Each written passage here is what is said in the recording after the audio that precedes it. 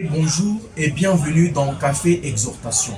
Dans Matthieu chapitre 6, versets 25 à 34, la parole dit: « C'est pourquoi je vous dis, ne vous inquiétez pas pour votre vie de ce que vous mangez, ni pour votre corps de ce que vous le vêtirez. La vie n'est-elle pas plus que la nourriture, et le corps plus que le vêtement ?» Mon message aujourd'hui, c'est le contentement. Et le Seigneur voudrait nous impacter de l'esprit du contentement. Dans ce passage, le Seigneur prêche et il parle du contentement. Et le contentement tire sa source dans la vie de prière personnelle. Le Seigneur n'est pas contre le boire, il n'est pas contre le manger, il n'est pas contre le vêtir ni le voyage. Le Seigneur pose la problématique de priorité. C'est quoi votre priorité? Quoi votre priorité? Puisque l'homme qui est à la recherche effrénée du boire, manger, vêtir et qui n'a pas Dieu, il est prêt à vendre la famille. Il est prêt à sacrifier toute une génération à cause de lui. Il est même prêt à signer des pactes avec Satan pour que lui soit bien.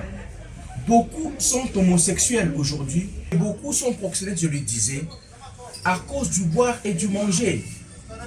Le Seigneur, alors, il donne la réponse en disant: « Cherchez premièrement le royaume des cieux et sa justice, et le reste vous sera donné par surcroît. » Je vais prendre un autre cas du contentement. Actes chapitre 1, versets 15 à 26, le cas de Matthias.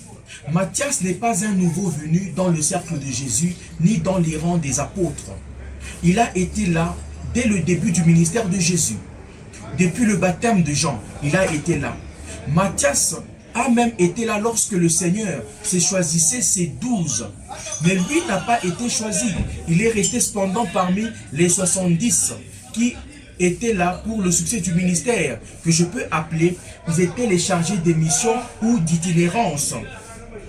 Matthias est un bon exemple du contentement par rapport au fils prodigue qui avait quitté sa famille pour aller travailler pour quelqu'un d'autre.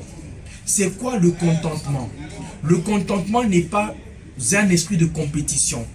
Le contentement, c'est s'abandonner à la providence divine. C'est faire de Dieu sa seule source. Le contentement, bien-aimé, n'est pas une faiblesse, mais c'est la force de l'âme. Et je prie que Dieu nous donne la force de l'âme qui est le contentement. Le contentement apporte un triple bénéfice à celui qui le pratique, puisque nous devons pratiquer le contentement. Il protège celui qui le pratique. Le contentement protège aussi l'œuvre de Dieu. Il protège la cohésion, l'unité du groupe, l'unité de la famille, de l'organisation, de l'entreprise.